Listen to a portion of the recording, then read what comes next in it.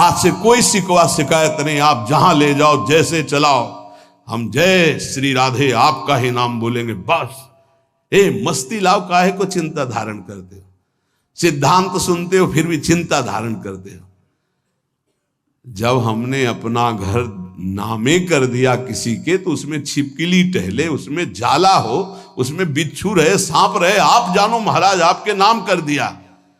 वृंदावन की भूमि में बैठे हो, भगवत मार्ग शरणागति से होता है, शरणागति की जिम्मेवारी प्रभु की होती है, तो काहे को बोझा लादे जिम्मेवारी का? दे दो प्रभु के नाम, आप नाम जप करो और उनकी तरफ देखो।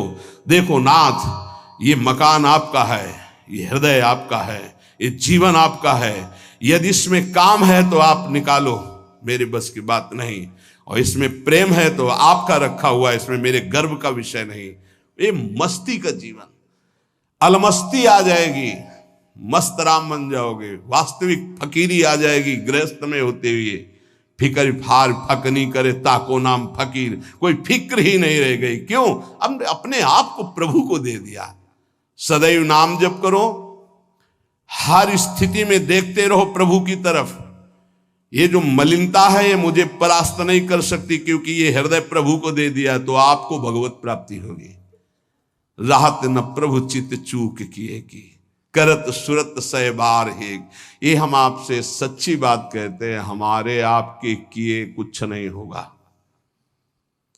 आखिरी परिणाम तो उनकी कृपा से आता है। आखिरी परिणाम हमको क्या करना है? बार बार यही स्मरण करना है कि हमने सब कुछ प्रभु के नामे कर दिया अपना।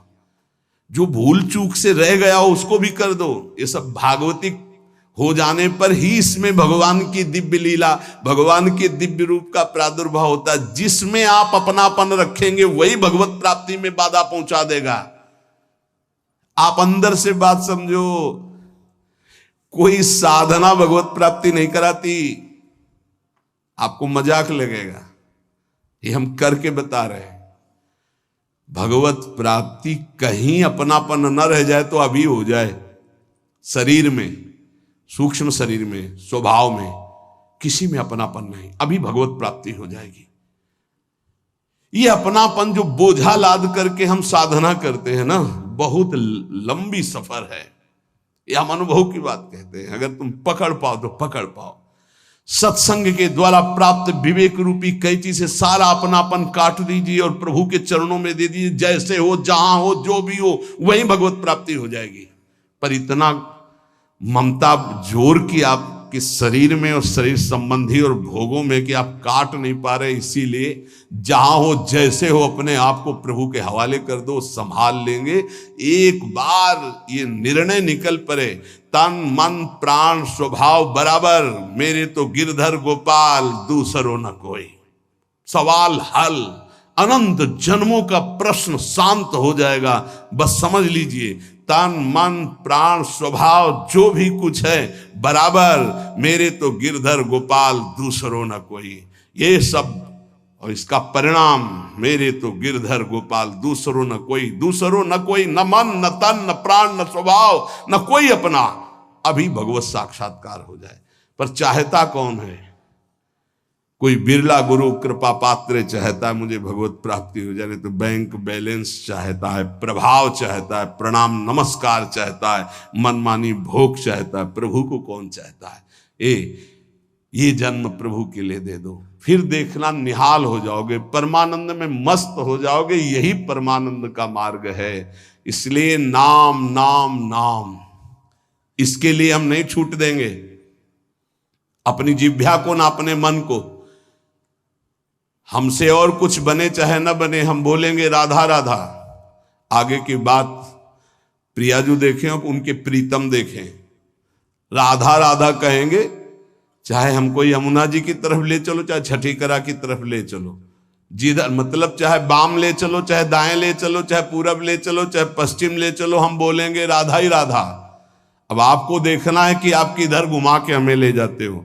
आज से अपने जीवन की बागडोर, जैसे अर्जुन ने अपने रथ की बागडोर दे दी श्री कृष्ण को, ऐसे जीवन की बागडोर हम प्रियाजू को देते हैं। हे प्रियाजू, हे करुणामयी, पक्का वृंदावन में बैठ के कहते हैं, अपने लोग सब बैठे हैं, प्रार्थना सामूहिक होती है, नहीं, उसी से भगवान का अवतार होता है। जब समस्त देवता, ब्रह्मा जी, शंकर जी सब मिलके, तो सब यहां हैं, किसी की कमी नहीं है यहां, समझ लो। यहां शिव भी हैं, यहां जीव भी हैं, यहां श्यामा भी हैं, यहां श्याम भी हैं, उनके प्रेमी भी हैं, उनके विरोधी भी हैं, सब हैं यहां।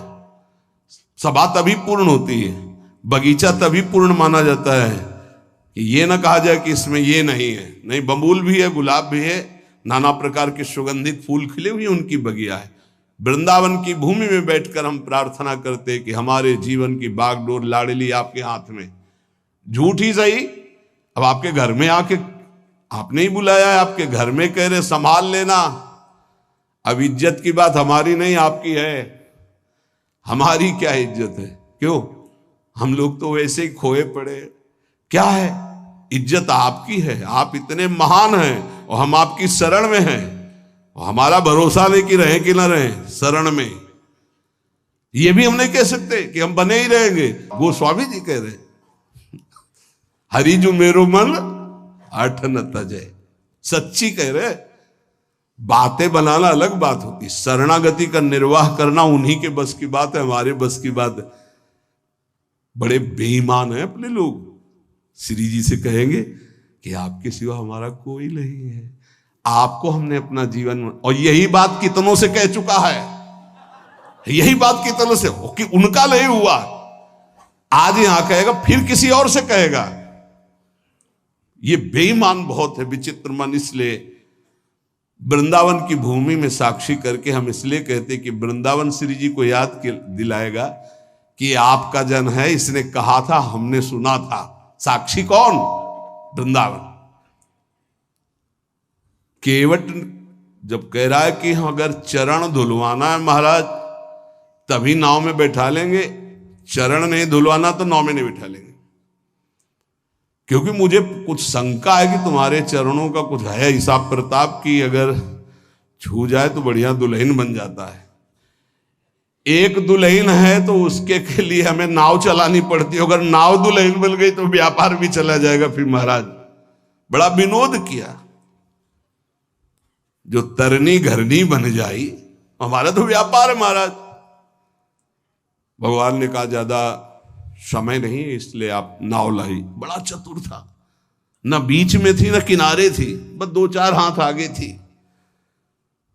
लक्ष्मण जी बार बार प्रभु आदेश कर रहे हैं और तू कह रहा है बिना चरण धोए। राम जी की तरफ देख करके लक्ष्मण जी से कहता, धमकी नहीं चलेगी आपकी। बरुती रमा रही लखन पे, जब लग न पाए पखारी हो। जब तक चरण नहीं पखार लेंगे तब तक कसम पूर्वक कहते हैं, तुम चाहे बाण मार दो लक्ष्मण जी, पार नहीं उतारेंगे। अब मरना भी मेरे लिए आज बड़ा उत्सव होगा, महोत्सव होगा, मंगलमय होगा। मानो लक्ष्मण जी ने पूछा, मरना किसका महोत्सव होता भाई? तुझे डर नहीं? बोले बिल्कुल डर नहीं। मरता हूं कहां?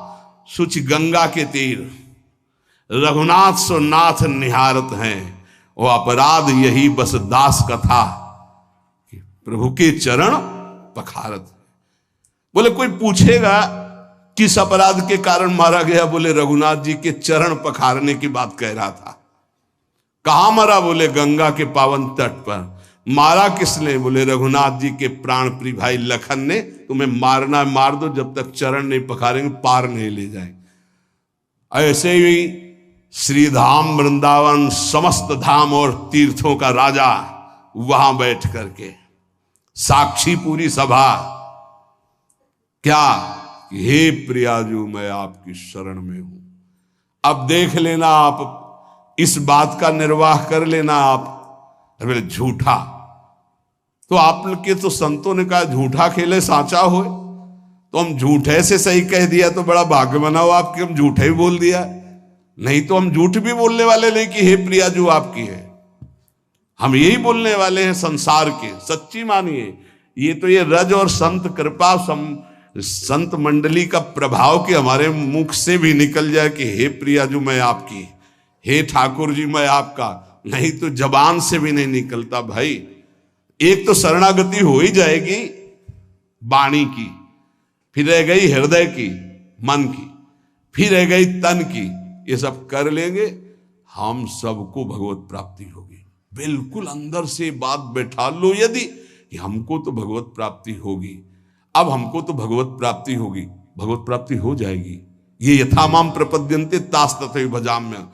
जिसको ये बैठ गया ना, एक सब अब क्या बताया, एक आदमी जो है उसको किसी ने बता दिया कि तुम मर जाओगे, तुम्हारे लक्षण ऐसे दिखाई देते, गांव का कोई ऐसे बता दिया।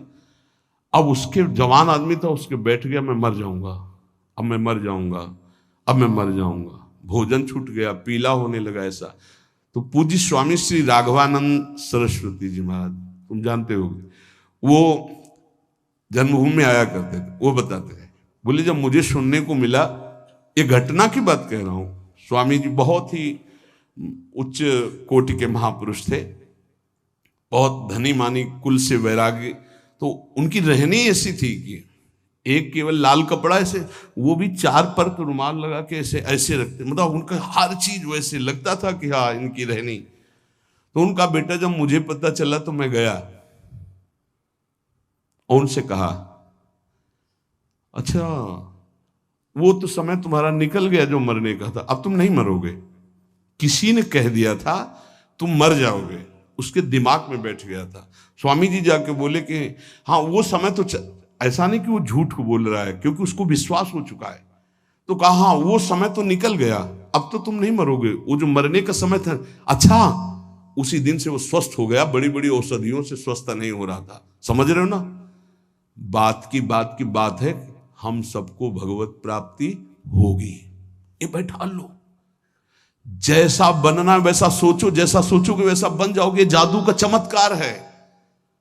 हम नीच को भगवत प्राप्ति कैसे होगी? पारसमणि छुआने से जंगाल हुआ सोना बन जाता है। तो आलय बन बसत संग पारस के, आयस कनक समान, प्रियाजू की कृपा से क्या दुर्लभ है।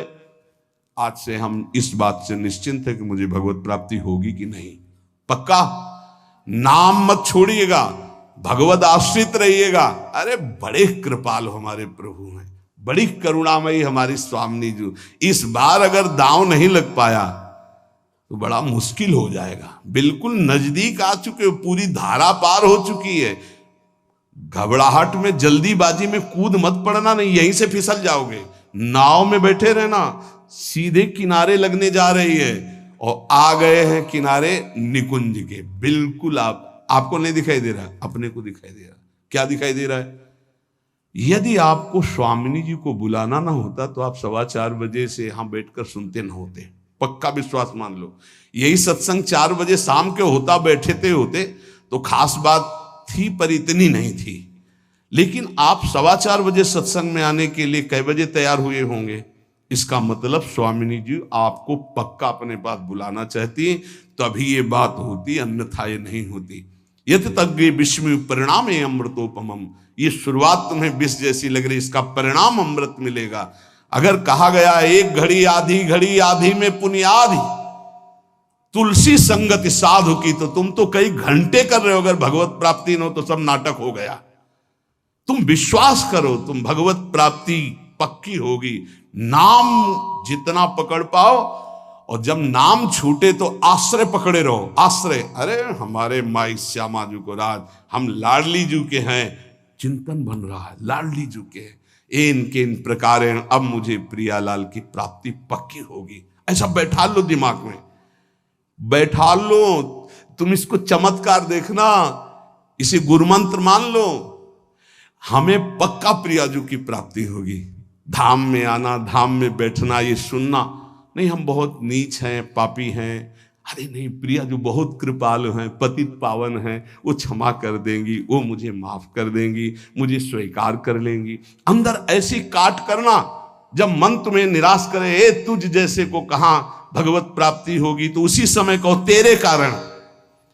तेरे कारण ये सोच है, तू मुझे दबा रहा है, मेरे को तो भगवत प्राप्ति होगी। अगर तू ज्यादा करेगा तो तेरे को नरक प्राप्ति होगी।